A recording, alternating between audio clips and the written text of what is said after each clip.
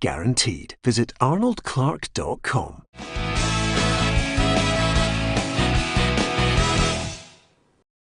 Welcome to the Football Show on PLZ Soccer, sponsored by Arnold Clark. I'm Gabriel Antoniazzi. Joining me today, Tam McManus, Alison McConnell and Alan Rough to talk about everything going on, namely Scotland against the Czech Republic. Roughie, I'm going to come to you first. What do you make of the whole situation? 24 new players to the Czech Republic.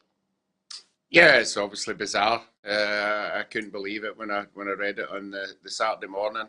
I thought the game was off. I thought that had been the sensible thing to do, but obviously UEFA have pushed that forward. They've got to play the game, so it's going to be a strange one for the Scotland team. Obviously, the manager did his homework on the present squad that was there. Obviously, the 3-1 win that they had, and now there's a lot of guys that have been thrown into that team. He'll have to work overtime. I'm sure he'll know quite a lot of them, but it's a pressure one for me because now you're expected to win, and now the people will be expecting you to go there and get 3 points, and I hope we do, but it'll be a completely strange situation for everybody concerned over there.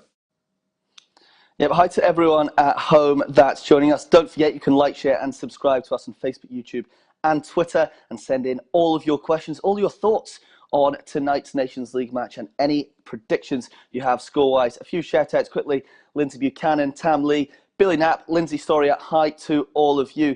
Alison, do you agree with Roughie that it's a pressure game now? Of course it would have been anyway, but the whole situation, it's a must-win. It definitely is a different vibe now, doesn't it? I mean, at one point you're looking at that as the hardest game in the group, and all of a sudden the aesthetics of it are very different. I think what you have to hope for is that we're not reverting to some kind of gallows humour later on tonight when you're recollecting the time that Scotland went and played against a bit part Czech team and still lost the game. What I think you have to look at is the fact that they will be individually, they'll obviously be a very, very good team. They'll be strong technically, but what you have to bank on here is that collectively they're unprepared, and that if you can use the ball intelligently, if you can keep the ball, that you can capitalise on that. Tam, do you think it's a lose-lose situation? Almost, if Scotland lose, of course, it's massive fallout, embarrassing, one of the worst results that could have been imagined. But then, even if Steve Clarke does win, it's, oh, well, you just playing against the reserve side. Yeah, it's a no-win situation for Scotland, unfortunately. There's nothing we can do about it. The Czech Republic, having to play all these guys who have not been involved. I've seen a defender who's not retired 4 years ago and he's been called up again. So they're putting a patchwork team together, a patchwork squad, and listen, we'll be expected to go over there and win. I'm sure the guys that they bring in will be decent players. Look to some of their clubs, they're all playing mostly in the Czech league, in the top league over there. So they'll be decent players, and it'll still be a tough game, but we'll be expected to win. If we don't win the game, listen, Steve Clarke will be expecting to get slaughtered the next day in the media, no doubt about it. Yeah, I agree with you, as do most people on here. Paddy Curran, Scotland making excuses already. Right, let's have a quick look at the preview for tonight's match.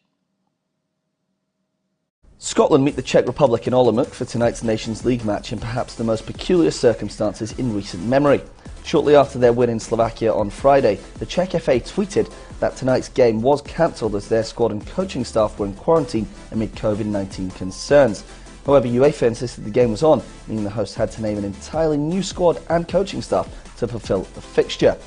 Out of the 24 new players to be called up, none play out with the Czech League, 6 are from Sigma Olomouc, where the game will be played, and only 2 players have been capped before. One of those is 36-year-old Roman Hubnik, who scored the winning goal against Craig Levine's infamous 4-6-0 formation back in 2010. The two sides have met 7 times, with the Czechs winning on 4 occasions, although Scotland were victorious in their last meeting 1-0 in a friendly back in 2016.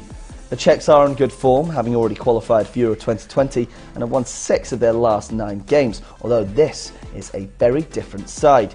Stand-in coach David Hollybuck claims Scotland are the favourites, but his new-look team will put up a fight, so now it's over to Steve Clarke and his players to deliver.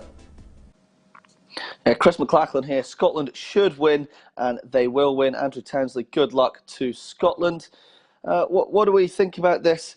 in terms of approaching the match? Obviously, change things up on Friday. We'll have a look back at that game in about 15 minutes or so. But is it an all-out attack, or does he continue to prepare like he would have done if it was a full-strength team for the Israel Nations League, the playoffs, next month? Roughie, what do you think? Do you think he goes all-out attack, or does he continue his preparation as previously planned? Just remind me, was Friday an all-out attack? Because I missed something. Because we need to improve. No, it certainly wasn't an all-out attack.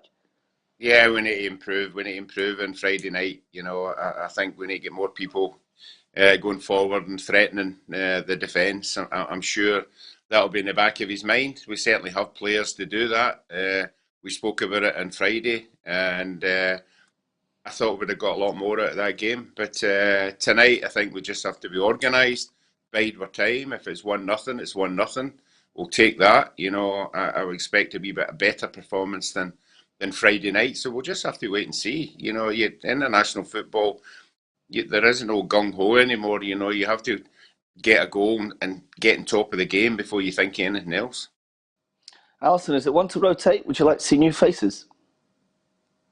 I think he'll definitely change things about. He has the option now to bring in Stuart Armstrong and Kenny McLean in the middle of the park, and I think if you really want to hang on to the ball and make that connection between the middle of the park and whoever's playing up front, then I think Armstrong could be a key inclusion tonight. I also wonder if you might change things at the back and go back to a back four rather than stay with the back three. You could obviously bring in Liam Cooper or Liam Palmer if you wanted to change things up, but I definitely think it'll be a different starting 11 from the guys who lined up on Friday. Tam, what would you do? Obviously, the 3-5 at the back, however you want to view it, from Friday night, wasn't necessarily a success. I wouldn't say it was a failure either, but would you revert to a 4? Would you persist with the 5?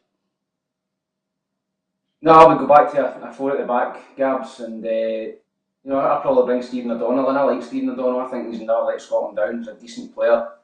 It gives you a good bit of balance on that right-hand side, and I would play Robertson at left back and maybe Tierney left centre half. I think Robertson's better with somebody in front of him.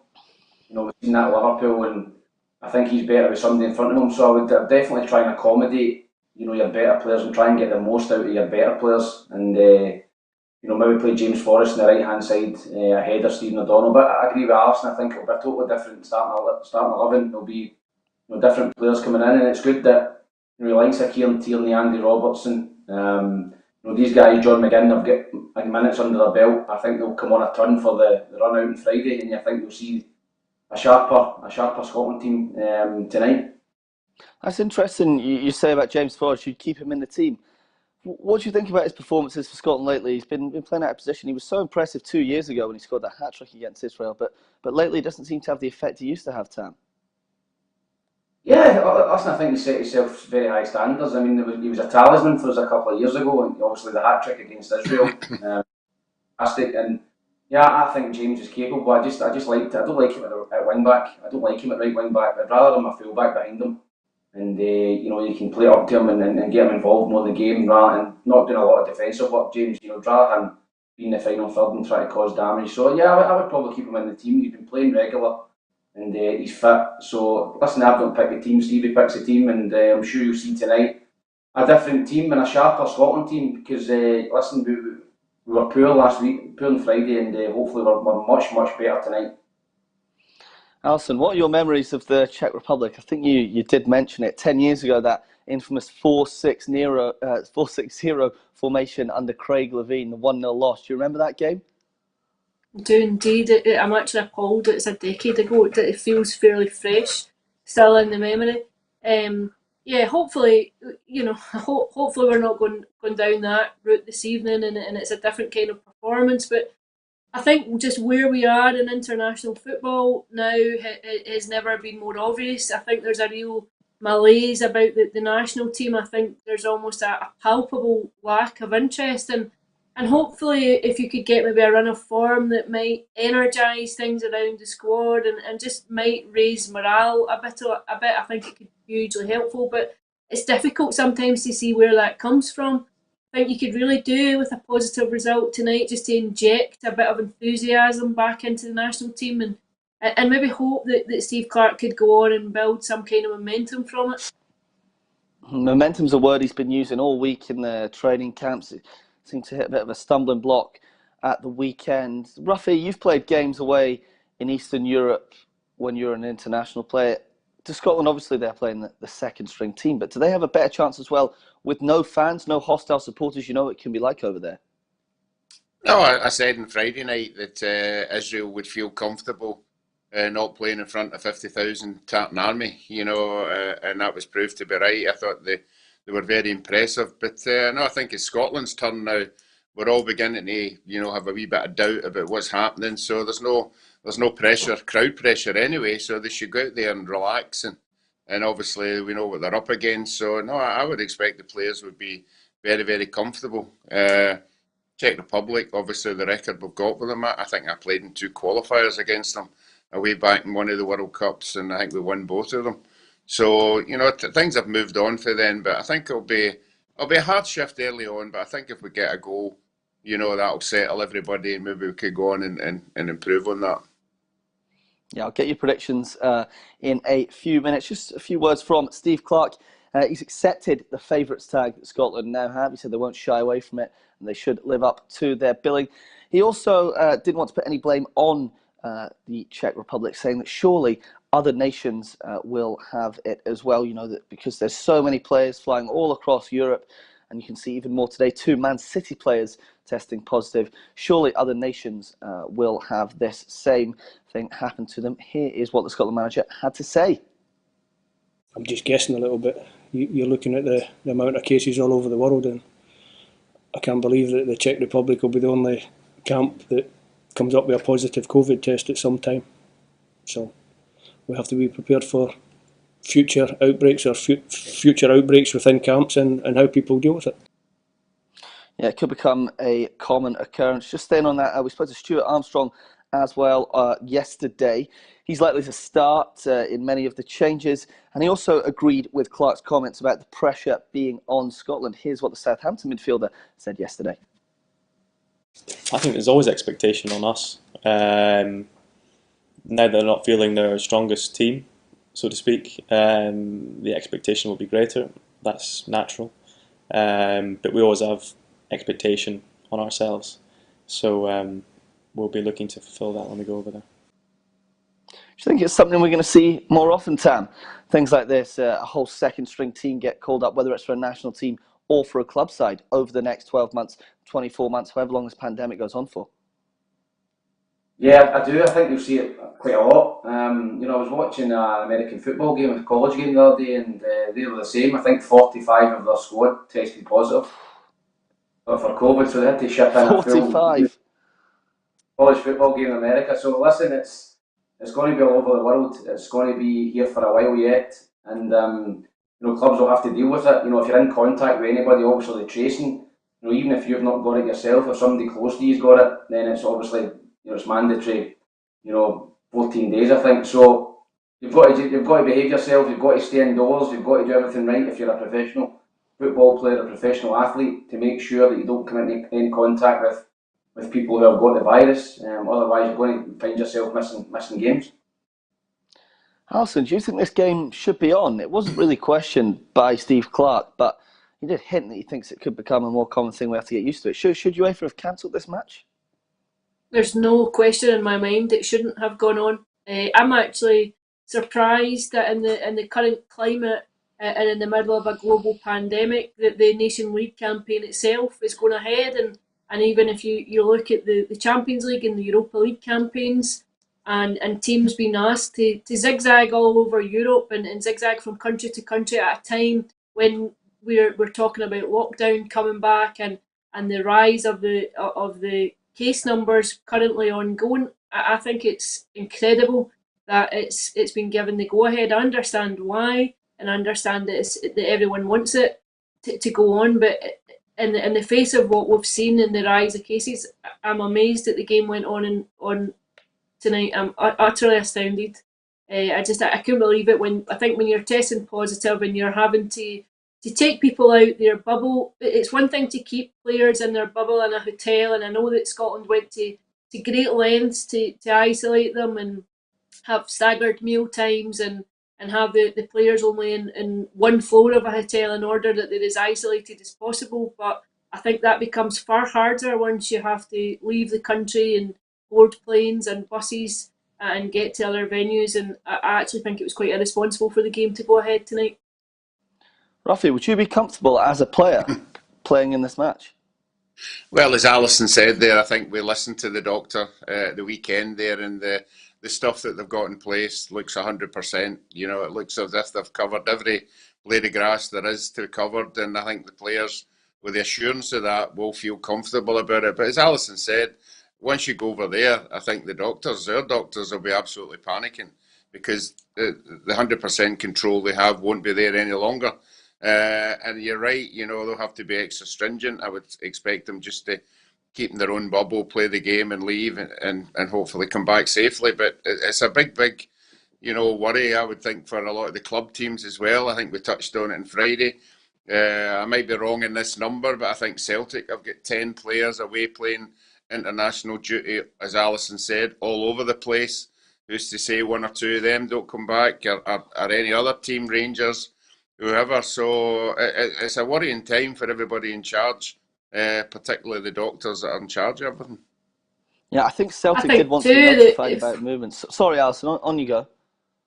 Yeah, I was just going to say that if you come back with one of these players who's been away in international duty, subsequently testing positive after being exposed to the virus in international duty, there will be an almighty storm. You can guarantee it. Yeah, I agree with that.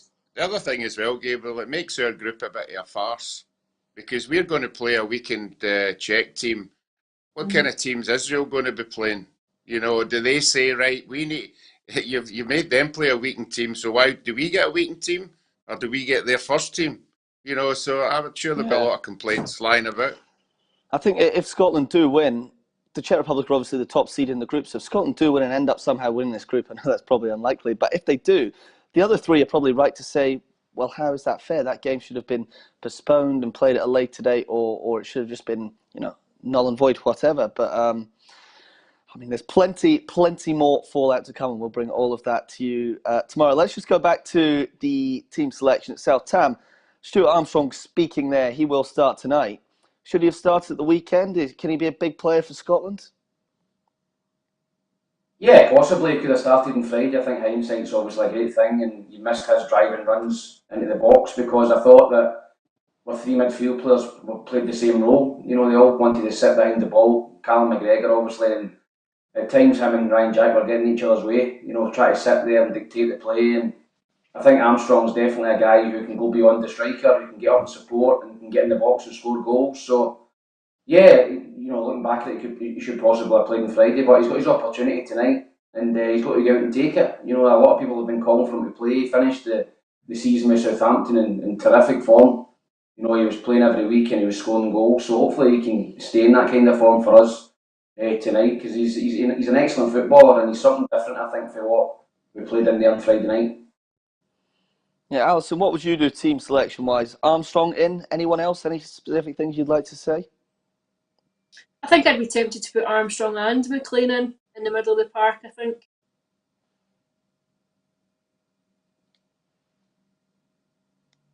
Armstrong and McLean in the middle of the park? Yeah, sorry. Yes, you just seem to freeze there for a bit, but yeah, I'd be putting Armstrong and Kenny McLean in the middle of the park, and just hoping that it gives you the ability to hang on to the ball a bit. Just be patient. I think you have to be intelligent in keeping the ball and working hard with it, and making an unprepared Czech team really work hard to get possession and to try and put you under pressure. Okay, let's have a score prediction then. Alison first. 1-0 Scotland. 1-0. Oh, exciting. Roughie? I'm going to push the ball. I'm going to go 2-0 Scotland. Oh. Tam, win as well? I'm going to go 0-0. 0-0. Oh, God, please not 0-0. Anything but 0-0. I'm going to go a 3-0 victory for Scotland. I'm confident. I believe Steve Clarke will go out and attack from the start, and it'll be 3 points, albeit in dubious circumstances. Right, well, that's not what he did wasn't 3 points on Friday night. Let's have a quick talk about 1-1 with Israel. Now, of course, they are Scotland's opponents for next month's crucial Euro 2020 playoff semi-final as well. And I don't know about you three, but I was going into the game, not necessarily on Friday, but certainly the semi-final thinking, okay, this is a game that Scotland should win and will win. Can we win the final? But after Friday night, I'm not so sure, Tam. Israel looked quite good, whether it was Scotland being bad or Israel impressive, but it's going to be a tough game next month. Yeah, I think they're a decent side. I've been impressed from them. A couple of seasons ago, obviously, we lost over there and then we beat them at home, but I think it was a great Marshall save to get us a victory. And Israel are a good side, they've got some good players. Zahavi, the guy that scored the goal, his goal record is sensational. I mean, he's scored goals every been. He's actually been linked, I think, with Celtic. So he's a tremendous player, and obviously the guy beside him, Dabur, has went for a couple of big moves as well. So and they've got quality and they've got athleticism all over the pitch. So certainly, I was not thinking that it would be an easy game. And taking into consideration that there's probably not going to be a crowd as well. And Roughie keeps saying this, it's a big disadvantage to us not to have a full Hampden when you get into these big crunch games, because we've seen it in the past, beating France, beating big teams at home. The fans play a huge part and they're not there this time. So I think it's a 50-50 game. If we get through it, I think we'll be underdogs in the next round against Norway or Serbia. So it's a really tough ask, but we're there and we've got an opportunity. Hopefully we can go and take it. Alison, obviously the goal was from Ryan Christie from the penalty spot. There was only one other shot on target in the game. Scotland has less possession as well than the Israelis. Would you say it was a disappointment on Friday night? Absolutely. I think the biggest disappointment there was just the sheer dearth of creativity, the lack of chances. I thought Scotland looked very one-dimensional, very one-paced. There was no real energy within the team. There was no impetus to go and attack. And I think sometimes you can take a disappointing result if you can feel that there's progress being made, but I think you came away from Friday and it just felt very dispiriting. The manner of the performance just felt so flat. Yeah, I do feel that it was almost like back to square one. Where do we go from here? Too many square pegs in round holes. Change formation, as we've spoken about, 5-2-3. Spoke to Clark after the match as well, and he remained adamant that he thought it was a success. Here's what he had to say straight after the full-time whistle. Well, I thought the system tonight worked as well, and I think as a coach, you always want to have a couple of systems up your sleeve. You want to be flexible in game. You want to be flexible between games. Some games back four is better than back three. Obviously, the Israelis play with a back three, and I thought tonight was a good chance to have a look at playing with a back three, and I thought we did okay. Like I said, there's a lot of things that we have to work on, a lot of things we have to get better, especially offensively. But the defensive work, the way the team shaped up, I thought was decent. Decent? That's what Clark's calling it there, Roughie. Do you think it was decent? No, I don't. I think he's got to talk it up. He's a manager. He's got to sound positive. I didn't like McTominay playing where he was playing. I like to see players playing in their best position. He was at fault. Maybe the good save that Davy Marshall had from the header, that just proved he's not a defender as such. But apart from that, I talked up the midfield on Friday. I spoke about Forrest and McGinn and McGregor and Robertson, and I didn't think any of them did themselves any justice at all. They were way below the form that they know. We know that they can play. I don't know the reason for that. I thought the positive was obviously Dykes up front, but all his work was be back to goal. It was all run about the halfway line or 35 yards out for goal. The boy never got a sniff because nobody for the midfield got forward enough to throw a quality ball into the box to give him a chance. So if that's where we're going to play Dykes, we need to play somebody up with him. We need to play, I know Stephen Naismith's no there, but somebody like Stephen Naismith who's going to be sniffing about anything he can hold up and lay off, and then we can build through there. But no, I don't want to say it was a really, really poor result, poor performance. It was just a substandard performance. But again, I'm going to say I'll put that down to no crowd in the stadium. It must have been hard to get them really motivated for it. I don't think I mean I know the guys are talking up Israel, and I'm not saying they're not a good side. I don't think they're good enough to beat us at Hampden. I would be really surprised once we're up to speed and we get it right that we'll just narrowly beat them. I can't see them beating us at Hampden. I really can't. Mm-hmm. Would you start Dykes again tonight, Roughie? You were impressed with him. Yeah, definitely. You've got to give the boy a chance. You've got to, maybe if he gets on the end there a goal, his confidence will be high, and that's something you can build on. Most definitely, he would be my first name on the team sheet. I know Tam and Alison saying they're going to be changes. I was going to ask the two of them, okay, I think Alison said Armstrong and McLean, who she would leave out, or who would be the two that we should leave out for that one. Because as I just said there, I thought the four midfield boys, you could have picked any one of them because they didn't do well at all.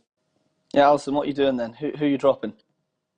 I think you could take any one of them out. Take any two of them out. I think you could change it completely. I don't think anyone could make a compelling case for staying in. I really don't. But I would most certainly keep Dykes in. I thought he was the only positive that came out of Friday night. And also, you really don't have a lot of alternatives at the minute. Yeah, Tam, I know you're a fan of John McGinn as well. I want to speak to you about him. He was almost in a right forward position. It just didn't seem to work at all, did it?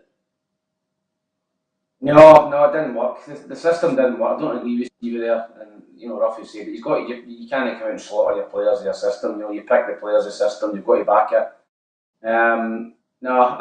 John's been excellent for Scotland over the last probably year.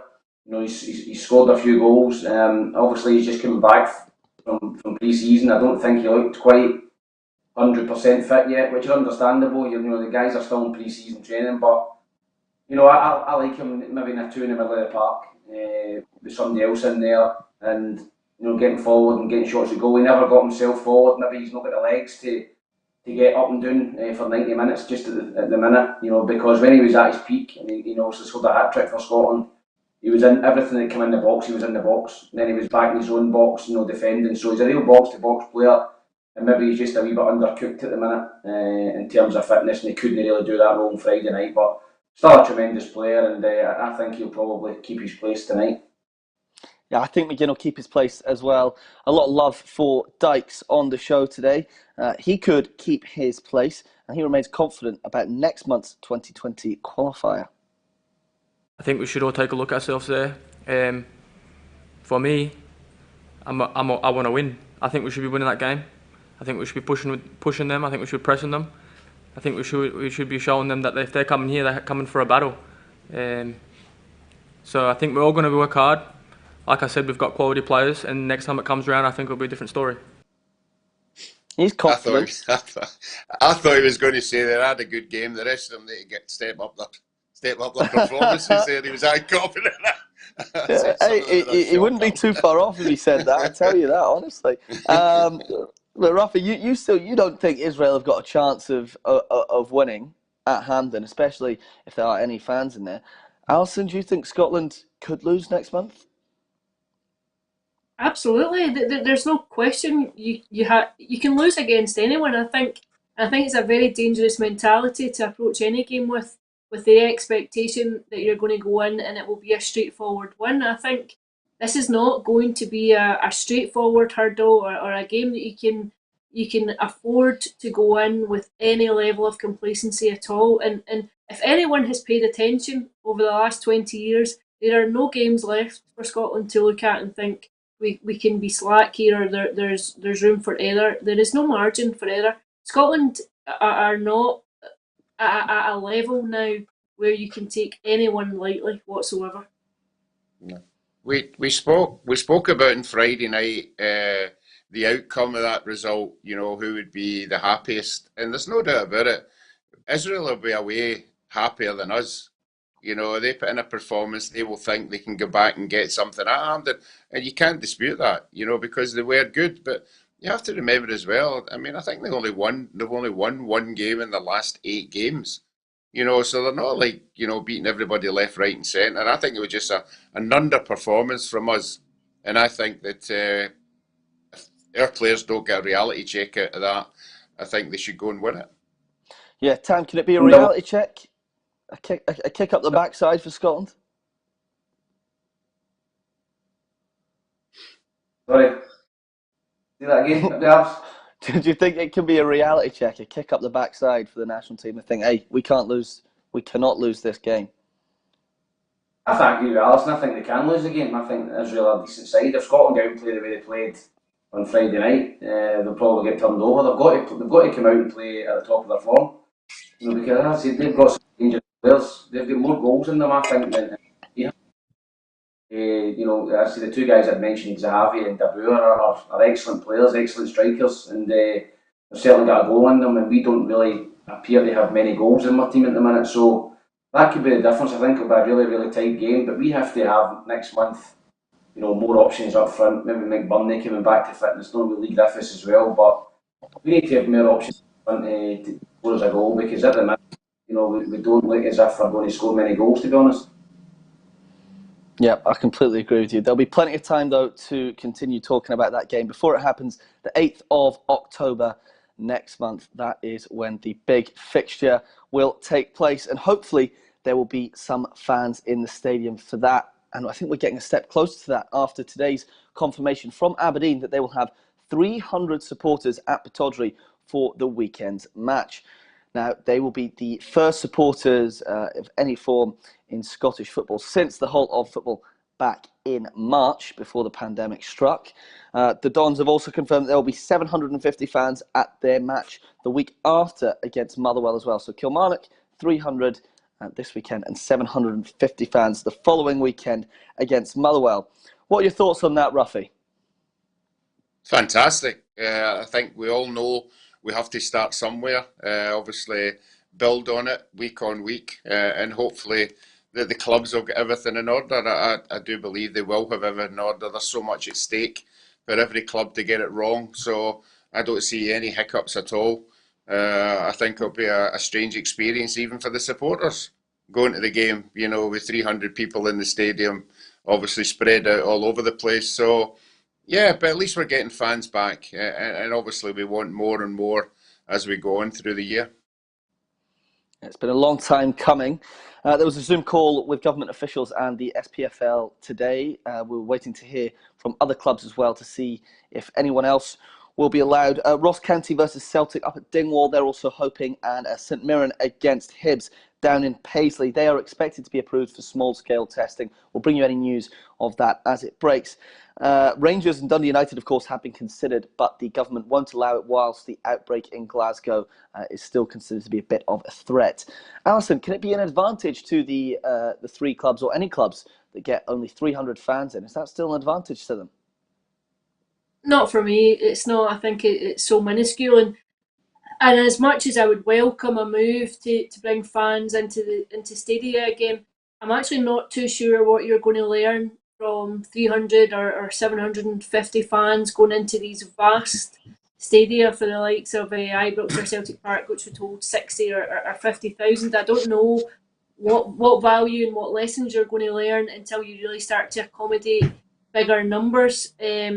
I'll be interested to see what the outcome is, and I applaud the efforts going on behind the scenes to get fans back in, but I'm not sure that in terms of an experiment that we're going to learn too much about it.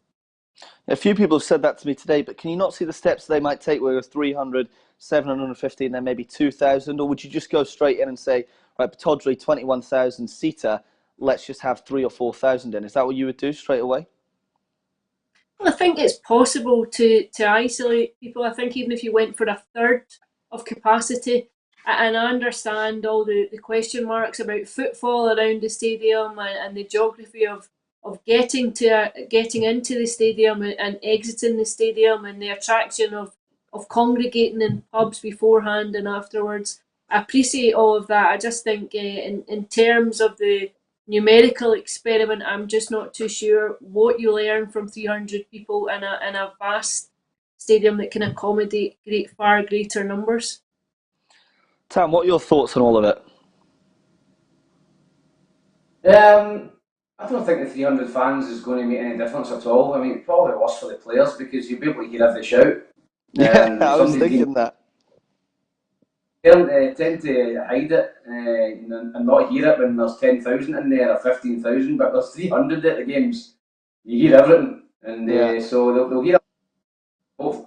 I mean, how are they going to pick the 300? I seen Spurs are picking the fans that pay the most money and all that stuff, and which is an absolute joke. But how are they going to pick it? Is it a ballot or is it? Yeah, so it's going to be a ballot. They haven't confirmed it yet, but the talk on the Aberdeen forums and everything today was that there will be a ballot amongst season ticket holders for the 300 fans. So obviously only a slim amount will get it, but I mean, it's just going to be so interesting to see what happens. I mean, do you think it will be the hardcore fans that will somehow win the ballot, or the fans that pay the most amount of money? You know, do you want the fans, the 300? Do you want the loudest 300 in? What do you want, Tam? I think the fairest way is just to put it in a hat or put it in a draw, automatic electronic draw, something like that, and pick them out. You know, because you can't judge somebody's loyalty in a game. You know, if you get a season ticket, you're entitled to win the draw to go and watch your team. So. No, I think listen, 300 fans for me is. I don't think it's going to make any great difference. You know, it's only going to make a difference when you start to get into the thousands. You get a few thousand in, then maybe they can get behind the team. But 300, it will just be the same feeling as a bounce game and a reserve game, to be honest with you. And I've got experience of that, so I know what I'm talking about. Yeah, I was thinking it'll almost be like going to a League Two game. I was at several Cove Rangers games last season, and you're right, Tam. When there's 300 fans or 800, you can hear every shout. Well, the players and the linesmen and everything can hear it. So it will be interesting to see how the players react when there are a small amount of fans in. Roughie, you said it's great news. Do you think it is the right time to start introducing fans? Do you think it's safe enough in society right now? I think we've got to start somewhere. I think 300 seems an amount that you should be able to cater for. As I said, we need to start somewhere. I know there are some areas that aren't as safe as others, but you would like to think. I mean, I was really impressed. I think it was Dr. McLean, is it, from Scotland? I was really impressed with the thorough stuff that they've been doing. The stuff I didn't even think of that they're doing. And, you know, I'm sure all the clubs have to get it right. There can be one mistake here, or it's just going to set us all back. So, no, I think start small and build it up, and let's get a bit of confidence. Yeah, I think Scotland will be hoping they can get fans in some capacity to the game on the 8th of October. And then even looking further ahead, you've got the Old Firm, which is 10 days after that, I think. Alison, can that have a big influence on the Scotland game and the Old Firm if there's fans coming in for those matches? I'm not sure. I think when you look at where Glasgow is at the minute and it's in a soft, localised lockdown, you're talking maybe 6 weeks away, 5 weeks away. I think it's too early to call it just yet. I think the optimism is that there will be some numbers back in for it. I think that's exactly why it's been given the date that it has. But I think it's so tentative and so fragile at the minute that I think it's very difficult to predict what comes next. I think so much depends on how the numbers go in general over the next few weeks, and whether or not sport will be allowed to open up and expand its draw again in the next few weeks. I just think it still feels very fragile for me. I hope I'm wrong, and I would love to see fans come back in, because as we all know and as we've all experienced now, it's a completely different experience playing and working in it than it is when it's a full stadium, and I think the games lose so much from it. Yeah, we'll have to wait and see as things develop to see if it's confirmed, the Ross County and St Mirren games as well. The Premier League, of course, back this weekend. Spurs, as you said, Tam, are looking to get thousands of fans in. So it'll be interesting, and we'll be talking about that throughout the entire week as well. There's transfers, though, to talk about. We don't have much time left, so we've got to cram it in. The papers this morning reporting that Rangers are in for Sheffield United midfielder John Lundstrom. The 26-year-old played 34 times for the Blades last season, scoring 5 goals. He's a free agent next summer. They could be looking to do a pre-contract deal as soon as January. Tam, Rangers, we know, want a number 8. Could John Lundstrom be that man? Yeah, he could. Obviously, he was a regular for a Sheffield United team that done superbly well last season. You know, he was in there and playing every week in the middle of the park. And you know, Rangers are looking. I think Steve Davis obviously has come at the end of his career. He's been a great servant, but I think the Rangers will be looking to try and replace him. and get somebody in there beside the likes of Ryan Jack and Kamara. So I think he's what Rangers are needing. Whether they get him just now, who knows? You know, obviously you said he's out of contract, and in a year's time they could try and do something as a pre-contract. But I'm certain he'll be on decent money in the English Premier League. So, you know, I don't know where Rangers are going to get the money from to try and sign him on a free. You'll need to pay him big money, big wages, because I'm sure that Sheffield United would offer him a contract. Would be keen to keep him as a regular there. And so we just need to watch this space. But it's encouraging for Rangers fans to see that they're going for that kind of calibre of player, a guy who's playing regularly in a top 10 side in the English Premier League. Yeah, definitely. Lundstram is the kind of player that could perhaps elevate them to that next level, to winning silverware under Steven Gerrard. Roughie, could a problem be, obviously, he's available next season for a free. Do they need someone now, someone to add impetus into that midfield now? Well, I don't think the Rangers supporters can complain about the money that the club have laid out. You know, I think the board have backed Steven Gerrard, you know, quite well. You know, again, as Tam said there, it'll be all about finance. It'll be all about budgets. It'll be all about, can Rangers ship maybe another 1 and 2 out of the squad to bring somebody else in. So for me, it's just about finance. You know, it's the same with any club. You know, you'll be looking at a budget, and if it comes within that budget, then it might be possible. Yep, moving swiftly on, apologies Rangers fans, but we've got to cram a lot in. Celtic as well, they are on the hunt for a wide left player. They're interested in Charlton's Alfie Doughty. Lee Bowyer, the Charlton manager, confirmed that they've had a bid rejected, as well as Mitchell Bakker of Paris Saint-Germain, the left-back Dutch under-21 international. Interesting, Neil Lennon's side as well. Alison, you know plenty about Celtic. We know that Lennon kind of wants a backup or even first choice left back. He wants support in there. Do you think they'll get their man? And do you think he doesn't fancy Greg Taylor as a first choice, especially in that 3-5-2 formation? I think he just wants to have options. I think it's been a position that's been problematic really since Kieran Tierney left, and I think he'll explore various personnel that could come in and either offer backup or put pressure on Greg Taylor for the first choice position. I think they'll bring someone in. I'm not sure if they'll go back with a second offer or not to Charlton, but I think they'll definitely be looking to supplement that before the window closes. Do you think that'll be Celtic's last signing if they bring a left-sided player in? I think it probably will be. Obviously, it depends on what happens elsewhere. If someone comes in for one of your own players and you're left short, you might want to go back in. But as it stands at the minute, I think the squad is actually fairly bloated. If you look at the numbers now, I would suspect that probably would be their last bit of business if nothing else happens in terms of someone coming in for one of their own players. Tam, do you think this search for a left back indicates that Bolly Bolingoli's career at Parkhead is certainly over? Yeah, I think it was over the minute Celtic found out that he'd went to Spain, to be honest with you. I don't think he'll ever kick a ball for Celtic again at any level, not even reserves. I just think they'll be trying desperately to ship him out in this window, try and get any sort of money for him and get him off the wage bill and try and bring somebody else in. This guy back has got a great pedigree. He was obviously PSG signed him, I think, from Ajax just last season, so he's competing in a wonderful side that got to the Champions League. He's in amongst their first team squad, so I think it'd be a great signing for Celtic if they can get him over the line. And Doughty, I think, is obviously a younger player, just come into the team at Charlton. So I agree with Alison. I think that Celtic, you know, if they get a left-sided player in, I think that'll be their business done. They've got strength and depth everywhere now, and they could probably still play two teams if they wanted. So yeah, I think that this is Neil Lennon's targeting a left-sided player because I think the long goalies have done at Celtic.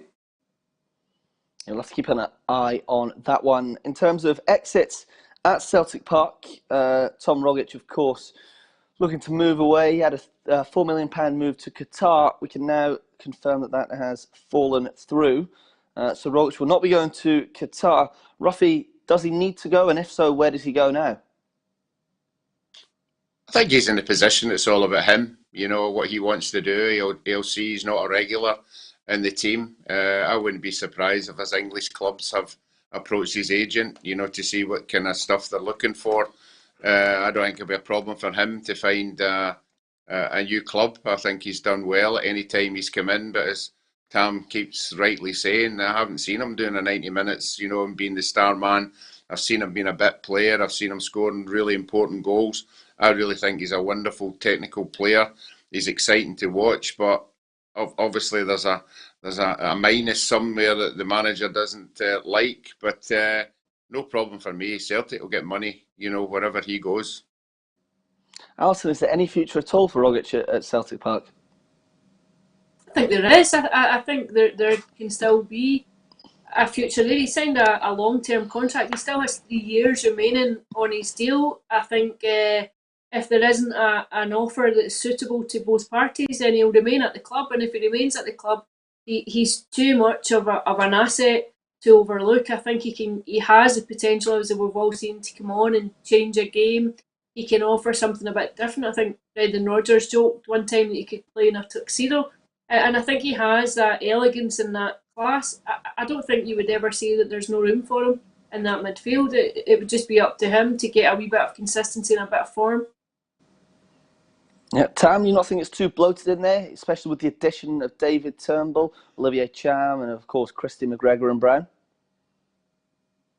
Yeah, Celtic got a lot of midfield players. I think, as Alison said, he's got 3 years left in his deal. He's not in a hurry. I think he'll be on good money as well. I think Brendan Rodgers signed him the new deal, and Brendan Rodgers was throwing money about like confetti at Celtic. So he'll be on big money. He'll not be in any rush to go anywhere. Possibly a loan deal to a club in England would suit all parties. He's still getting his wages, and Celtic maybe getting him off the wage bill for a season. So I don't think he's got a future under Neil Lennon unless he gets himself proper fit. Really fit. And he can prove that he's a 90-minute player, because at the minute he's maybe an hour, 65 minutes, or coming off the bench, and Celtic have got too much competition in there, too much quality in there for him to be starting games at the minute, I think. Mm-hmm. Well, just under a month to go. Gabriel, Sorry, Roughie, let's hear that. No, I was just going to say, while we're talking about players signing contracts and deals and that, we've all been talking about watching the Spurs thing, and I don't know if where are you? Have you been watching it, Tam? I've not watched it. I've seen me clips on social. Danny Rose thing. It comes to a bit where there's 2 or 3 players out of contract, and obviously they're getting interviewed. What do you think you'll do? And blah blah blah. And they were interviewing the big Belgian boy, the centre half, not Vertonghen, the other one. And he was saying, well, I'm really looking for a wee bit of security for my family, and that's what I'll be thinking about. And then the next day, he goes in and signs a 3-year deal worth 20 million. I bet security, 20 million. It's 20 million. Oh, not too bad. Yeah, I have seen all those. I just love Jose Mourinho. I think he's box office, honestly. Whatever you think of him as a manager, I think he's hilarious. Right, that's enough on that. Only 10 minutes left. A quick look back at other Nations League games. Fixtures have been going on throughout the entire weekend, and they'll continue until Wednesday. Yesterday, we saw Wales score a last-minute winner against Bulgaria. 19-year-old Neco Williams of Liverpool scoring a header in just his second appearance for the national team. That's 2 wins from 2 for Ryan Giggs' men. Both 1-0 victories. Here is what the former Manchester United legend had to say. It was great by Nico, the last touch of the game, getting on the end of a cross. But it's how Nico plays. He's an attacking fullback. But then you have to have the desire to do that, and the quality also, which he has. And he's had a fantastic week. To think, he's just made his debut 3 days ago, and then scored the winning goal today. It's been a great week for him. But he's been brilliant all week, not only in the games but in training as well. And he's brought a good energy and lots of quality. Yep, another win for Ryan Giggs' side. I'm not sure if any of you saw the Wales matches on either day. I was watching them. It was a bad game. It was a boring game yesterday, but they just seem to win matches. And what do you think Wales have that Scotland don't? I know they have Gareth Bale, Aaron Ramsey, but the team they had out yesterday was not exactly full of superstars. Kiefer Moore up front, the big striker, plays in the Championship. A lot of Championship players, not too many Premier League stars in that 11. What do you think they have, Tam, that Scotland don't? They just seem to win matches. Yeah, it's hard to put our finger on it. We spoke about it last week. I think that countries like Northern Ireland and Wales and Republic of Ireland seem to have a better spirit than us and more togetherness and more difficult to beat. You know, Wales are very, very solid at the back. I think a lot of their good players are defenders as well. So I think most of our good players are midfield players and left backs. So we've got an imbalance in our squad where I think other nations and home nations have got a better balance. They've got average players or decent players in every position. We've got good players and maybe not so good in other positions. So I think that's probably a part of it as well. We need to find players in key areas, you know, centre back, centre forward, right back. You know, these are areas that we have to find decent players in, really good players that are going to come in and go into starting 11. And just now we're experimenting with players, but Wales are very solid at the back. Northern Ireland, I think, went down to 10 men the other night and come back and get a draw. So it just shows you the spirit that some of these countries have got, and we just don't seem to have at the minute. And hopefully that can improve under Stevie Clarke going forward. Yeah, Alison, do you agree with that? The building on defence, the team spirit? Yeah, I just think there seems a collective about these teams. The sum of them seems to be greater than their individual parts, and I think that's something that when Steve Clarke, who was a hugely popular appointment for the Scotland job, I think that's what people had identified as one of his skills and capabilities, and you would like to think that given time he can bring that into the national team. I do think it's impossible to overlook the influence of genuine quality players like Bale and Hughes. If you look back and you're talking about being able to grind out results over the course of the last few years, they've been hugely instrumental players who are performing at the very top level. I don't think you can overlook that, but I think we need more in the Scottish national team. We need more from our big players. We need to see them maybe replicate club level performances at international level. Yeah, we'll have to wait and see if that happens this evening. A quick look at other Nations League results. Ireland were beaten at home. Manager Stephen Kenny's first loss, 1-0 to Finland. Other results saw Spain win 4-0. Sergio Ramos scoring twice. Ansu Fati became their youngest goal scorer in 95 years. A 17-year-old scored the third. And Switzerland drawing 1-1 with Germany. The Germans with 2 draws to start their Nations League campaign. Not the best start for Jogi Löw's men. Don't forget there are other fixtures than Scotland tonight. Northern Ireland are in action. Stephen Davis could become their joint top cap player of all time, equaling Pat Jennings' 119 match record. They're playing Norway, so keep an eye on that one. Not only Northern Ireland, but also Norway, a team that Scotland could face if they make it to the Euro 2020 playoff final. But first, they must deal with the Czech Republic this evening. Okay, just before we go, we're going to have a quick word on the England squad. Phil Foden and Mason Greenwood, the 2 youngsters in the Three Lions team, have both been sent home from Iceland. Now, the rest of the squad has flown to Denmark for their Nations League game, but the 2 players were found to have been in a hotel room with 2 women after their game on Saturday evening. Now, it wasn't in their rooms, it was in separate rooms. Gareth Southgate has since said that he didn't know the full story, but of course they had to be sent home because they've broken the bubble, broken the quarantine rules. And the 2 clubs, Manchester United and Manchester City, have also condemned their players, waiting to see the full story before they decide what to do. Just wanted to ask the 3 of you your thoughts on the story. Roughie, I'll start with you.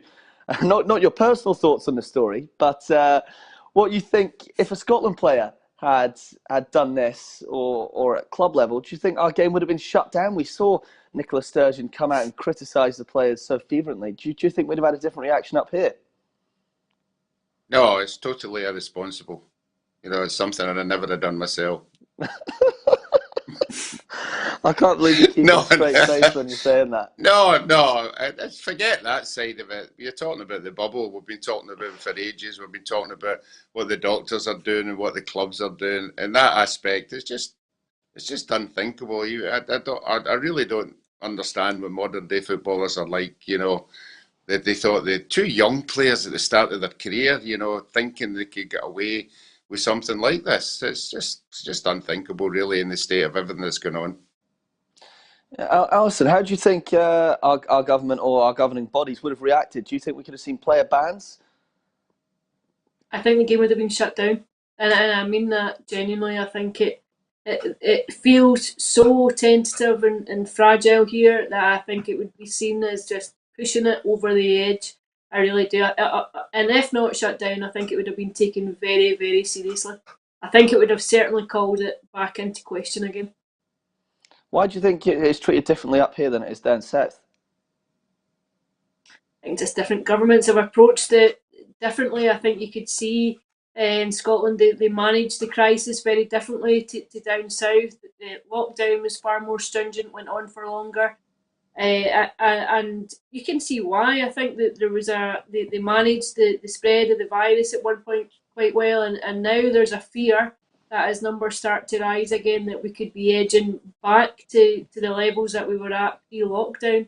So I think anything that's going to throw that into question will be taken very, very seriously. Tam, what are your thoughts on the story? I also think here that... Sorry. Go on, Alison. What else do you think? I was going to say, I also think here that football's reputation with the government isn't the best at the minute, and I think the incidents that we've already had in Aberdeen and with volleyball and goalie, I think if there is any more, if there's just one step out of line, it'll just be seen as, right, okay, you can't be trusted to adhere to the guidelines that we've put out. Mm-hmm. A very different approach up here anyway. Tam, what are your thoughts on the story without making any Roughie jokes? No, it's completely irresponsible. I know we're having a laugh and a joke about it. At any other time, I wouldn't really have a problem with it, to be honest. But I think now, obviously, with everything that's going on with the pandemic, you can't do it. You're risking the health of your fellow, professionals and staff and everyone involved in the English national team. So, no, listen, I hope they get a thumb wrap in the wrist for it. It shouldn't happen. And, that they're obviously younger players and they've maybe grasp it, but I'm sure now Gareth Southgate will read them the Riot Act and it'll not happen again under his watch, because as Alison was saying, if it happened up here, I think Nicola Sturgeon would shut everything down. So I think they're very fortunate that they're not they're allowed to play the next game, to be honest. Yeah, I think you two are correct there. Okay, that's all we have time for. That's 5 o'clock. Thank you very much for joining us, the three of you. Thank you for your comments, as always, and thank you to you at home for all of your predictions. Don't forget, Scotland against the Czech Republic, 7:45 this evening. And also don't forget to like, share and subscribe to PLZ on Facebook, Twitter and YouTube, where you can keep up to date with all of the latest Scottish football news. Once again, thank you very much for joining us, and we'll see you again at the same time tomorrow. Bye-bye.